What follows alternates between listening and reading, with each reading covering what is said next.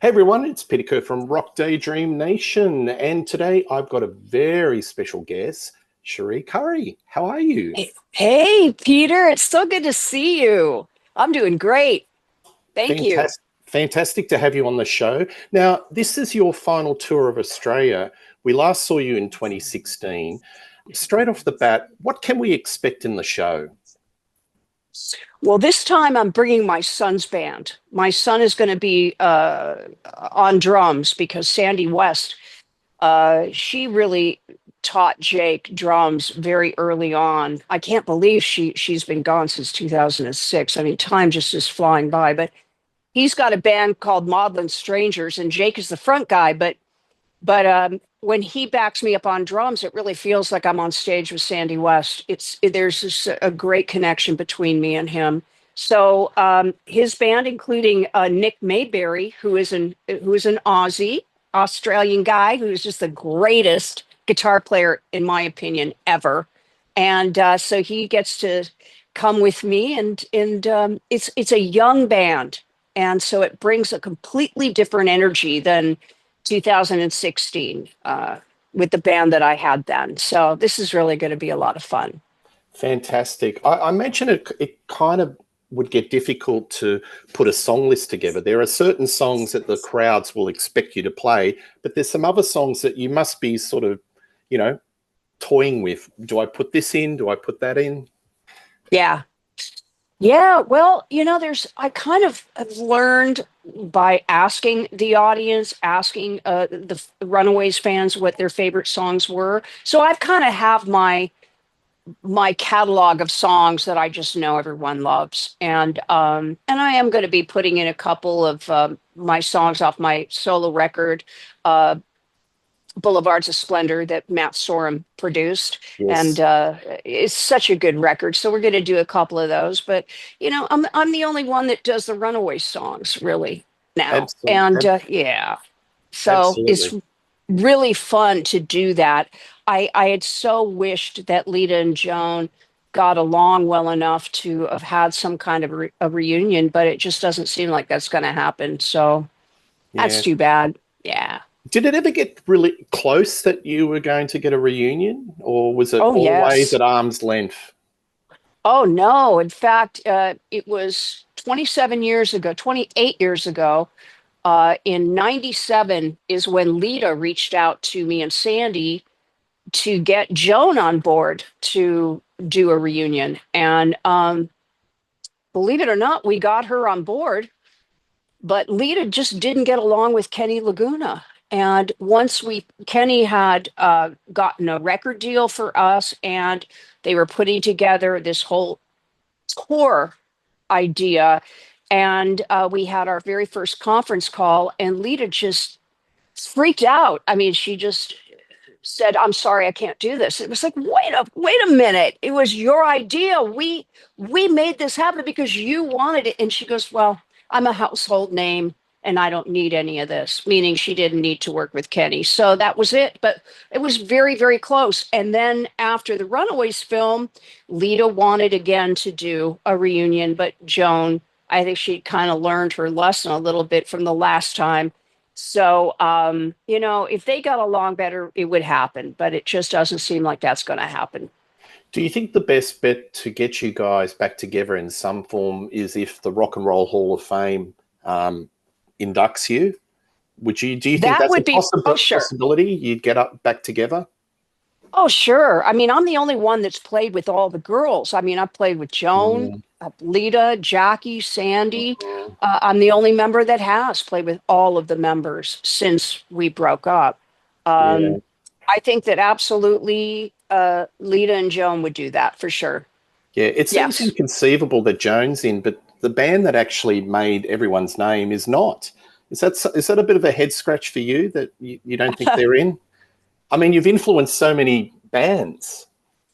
Well, I think it's a head scratcher that Susie Quattro isn't in. If it wasn't for Absolutely. Susie, there would not have been a Runaways. There wouldn't have been a Joan Jett. I mean, Joan really embodied Susie Quattro uh, entirely, as I did David Bowie in the very beginning. Um, Do you think And you it's an can still, Anglo? Do you think it's an Anglo thing? Because Susie was huge in the UK, but not so well known other than Happy Days in the US. yeah.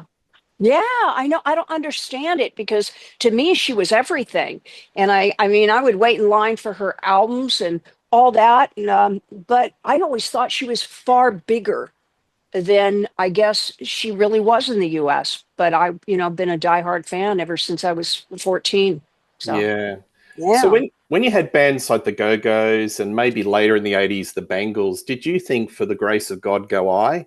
Like, because those bands really sort of cited the Runaways, and even into the 90s with Hole and L7, they point to Yeah, you guys.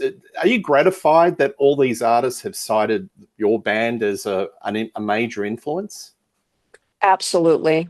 And I really thought we had all been but forgotten, Peter, to be honest with you. Mm, So I was pretty surprised when I was listening to Rodney on the Rock and the Go-Go's were on, and Belinda Carlisle turned around and said, it's the Runaways, and Kathy Valentine, same thing. And I was like, really? And that really made me very proud because we did really open that door a bit for those gals, and it's so nice to see the business so pro women these days, because it wasn't like that at all in the absolutely. 70s. I mean, you Yeah. guys got a rough time. Have you had any apologies since, like artists that may have dissed you at the time, and you've come across them and go, oh, "Look, I'm so sorry." Have you had No. anybody? Rush haven't apologized, have they? No, no. And Rush is really the only band that we had a real issue with. But like Cheap Trick, those guys have been friends of mine all these years. Rick and I still stay in touch. Tom, Rob, and I haven't talked to him in probably a couple decades now. But I mean, the other guys, sure. And Tom Petty and the Heartbreakers, they opened for us at Cobo Hall and Detroit, and they were very supportive. And if it wouldn't have been for them, I think it would have been a lot tougher. Randy California, God rest him, he was a wonderful guy.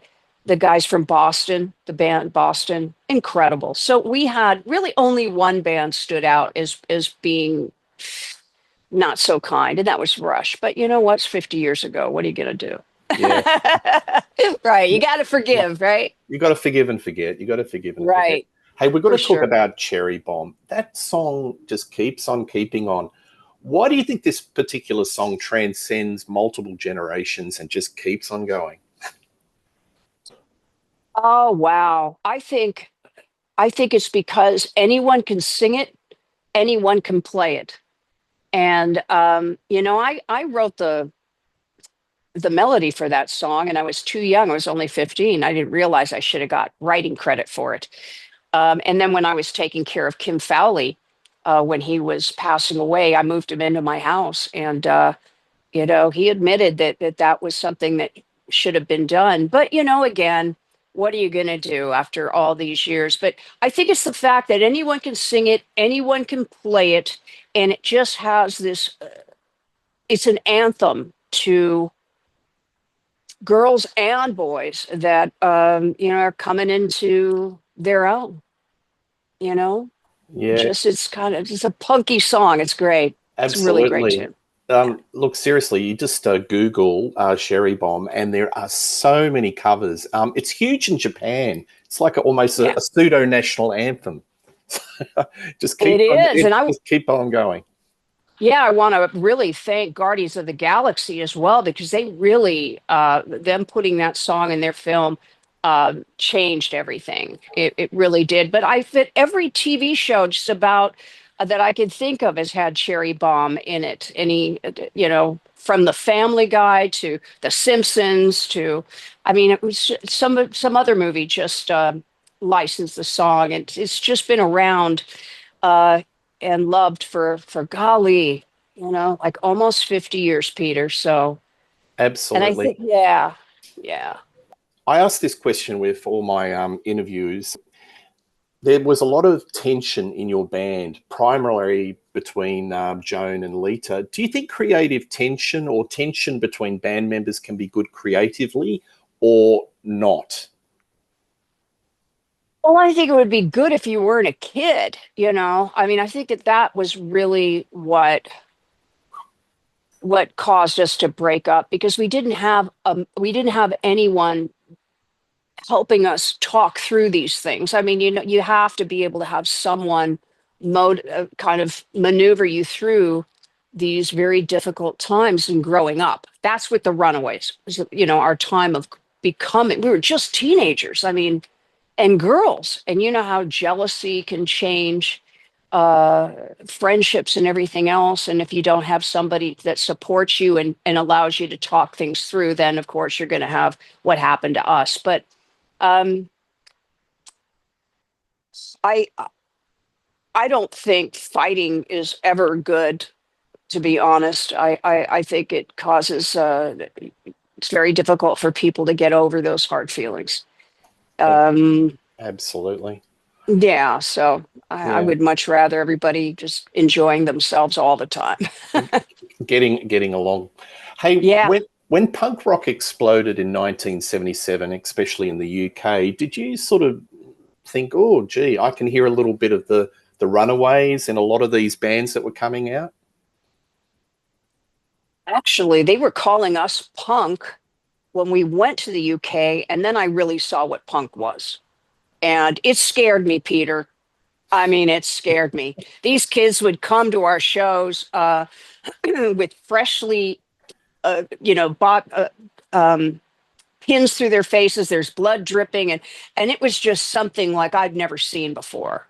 Uh, And then, of course, they tried to turn our car over when we were leaving after the show, and someone threw a Bowie knife at me when I was on stage at the Apollo Theater in Glasgow. And so, you know, I mean,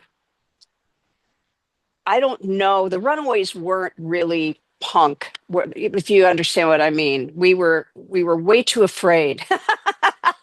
Maybe not Lita, but the sound, I think.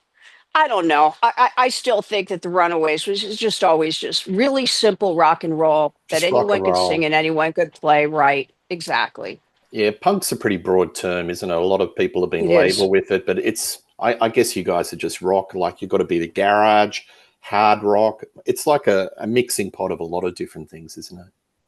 I totally agree. Absolutely. Yeah. Absolutely. I want to talk about your fantastic album with your sister, Marie, Messing with the Boys. How did this come about in 1980? Wow. Well, my sister, she really thought that she wanted to be on stage. You know, it's one thing to want to be there, and it's another thing to have to be there. And you know, she thought that it was something that she was born to do. It turned out it wasn't. So, but so that album really was the end of my career, literally. So, and plus, you know, with Toto basically being the band that backed us up on that record, it really, I think a lot of the power or the direction was removed from me and was more in the hands of Steve Lukather and Jay Winding and my sister. Um, but I look back on that record now, and it really is production wise quite good.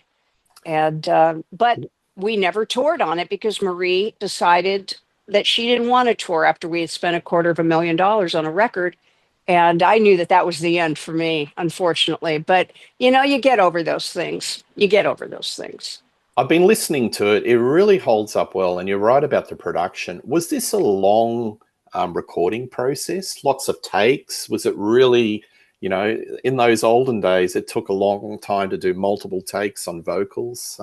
Was it a Not, big not, job?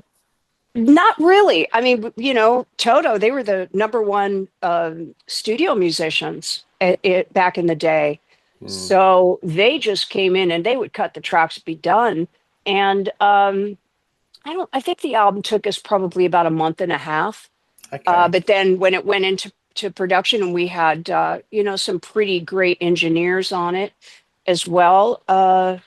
But it was not anything like the Runaways, that's for sure. When you have that Absolutely. kind of, yeah, when you have people that are true true masters at what they do. Yeah. It was a new experience for me. The Russ Ballard song "Since You've Been Gone" was the big song off that album. Were you aware of the Rainbow version that came out at around the similar time with Graham Bonnet? Mm. Well, yes, because had they not cut that song, we would have had a hit with it. And Russ, I had met him who wrote the song, and I had no idea that Rainbow was cutting it at the exact same time. And it was literally Capitol Records trying to get that song out um, before Rainbow did. And but it was that close. It was that close. We would have had a hit with that song. Absolutely. Now, going to 2015, you did Reverie with Kim Fowley producing the album. Was this a bittersweet experience for you, recording that album? It was great. Me and Kim, we had really buried the hatchet, and I'd moved him into my home because he was dying of bladder cancer. Um, and I needed to forgive him for the way he had treated me and the girls. I just had to. And I really realized if I didn't, that I was going to be the one that suffered. And it was just the greatest thing I'd ever done. Forgiveness is a very powerful thing. There are some things that can't be forgiven, but I was so glad that when he passed away, that I really loved him and cared for him deeply, and vice versa. And I'm just so glad that he got to spend time in my home before he passed away. Absolutely. And Lita returning for a couple of songs on the album. Yeah, That was yeah, a good experience for you. it's fantastic. And I mean, I did some shows with Lita. It was so much fun to be traveling with her, on an airplane, her sitting next to me. And I would look and I'd just have those flashbacks as a kid. Well, when we were just teenagers on the food wasn't as good now as it was back then. They didn't treat us as well on airplanes, that's for sure. But it really was fun to work with Joan and to work with Lita. So I feel very, very blessed that I'm the only person that has been able to perform with all my bandmates. Absolutely. Now, Boulevard of Splendor in 2019, that was a bit of a passion project for you. You had a Matt Sorum, Duff, and also the Veronicas. What was that experience like? Sure. Oh my God, it was so wonderful. And Billy Corgan from Smashing Pumpkins, Yes, yeah, Slash and Duff, and Matt Sorum, such a great producer, such an amazing producer. I think it was very sad that Kenny Laguna and Blackheart withheld that record for almost a decade, right when the movie was out. That's still something that is painful for me. Something I need to forgive. I'm not quite there yet, but I'm working on it. But it's a fantastic record. yeah, people check it out. And was that a long recording process, getting all the various people in? Well, that was all Matt Sorum. Yeah, My son played on almost every single track, did a lot of writing for the album. So to be able to work with him as well, and to be able to open for Joan to a sold out crowd right after the movie came out, it was really pretty magical. And I wish Matt Sorum produced more albums because he was truly fantastic. I just kind of wish that I just wish the album would have come out, when we could have had kind of that forward momentum with the movie. And unfortunately, for some reason, Kenny Laguna, who's a great manager for Joan, but was not a good manager for me, just yeah. would not let that record come out. Are you pretty instinctive when you've got somebody like Matt working on a project? You know within like a day, he's the guy for me that's going to, Oh, navigate sure. that project in the right direction? Yes. And I think that really comes from me. It came with age, and to trust that inner voice because, and anytime you don't trust that inner voice, bad things happen. As it's so good to know that he was the right guy. And he brought just amazing people on board this record. We had so much fun. So, if it is my very last record that I ever make, I'm fine with that because I really think that Boulevards is the best record I could ever have done in my life. Well, that's a segue to my final question. What's in the future for you? And I was thinking, is there going to be another album, more music, perhaps? Never say Oh, never. never say never. Yeah, but it's not something I'm planning on. I do a lot of recording for other labels and for other artists. Um, but right now, it would be kind of fun just to walk away from it for a little while, and then we'll see what happens. I have to listen to that inner voice. You know what I mean? Absolutely. Well, it's been a Yeah. delight to talk to you, albeit brief, but I'd love to talk to you sometime in the future because there's so many stories and sort of offshoots to cover. But you're coming to Australia, folks. Please check out Cherie live. It's you've got a crack band, and lots of Runaway songs. If you like the Runaways and your solo material, come see it. Yeah, I mean, if you're a Runaways fan, I'm the only one that's going to do these songs. And again, it's my farewell just to say thank you so very much for all the support these almost 50 years, Peter. I can't believe it. Almost 50 years. Time flies like that. Wow. It does. So nice to be on your show. Thank you so much. All the best. Thank you. Thank you. Rock Thanks, Day Dream Peter. Nation. See ya. Bye.